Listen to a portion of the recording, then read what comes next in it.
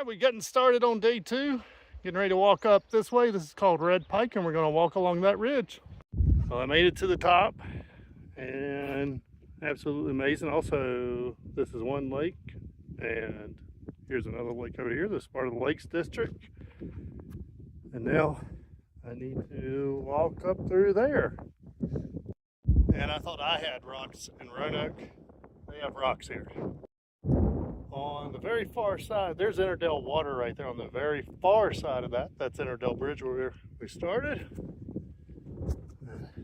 Keep on going that way. Yeah, that's what we're climbing up right now. And this is the other side. Amazing. We're on top of this mountain and there's water springing out of it. All that cool geological stuff. Absolutely, this has been the most beautiful day. Stopping here for lunch. Probably can't see it, but right out in the distance we got some ducks and ducklings and a smoked salmon sandwich. Yeah, really pretty pond right on top of this what? Haystacks. We're on top of the haystacks.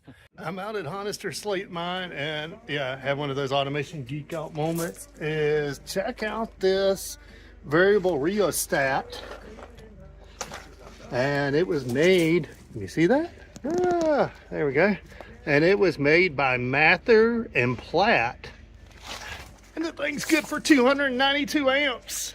Here at Honister Slate Mine. And check out these cool carvings that they've done out of slate.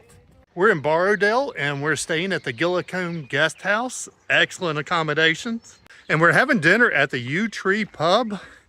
It's about a mile walk. I really wanted to ask for an Uber, but I didn't think my brother would let me. The restaurant was outstanding. I'm not making a video showing what I ate, but good beer, good company, and yeah, good crowd here. So I'm going to say this is a successful day, and I will see you tomorrow.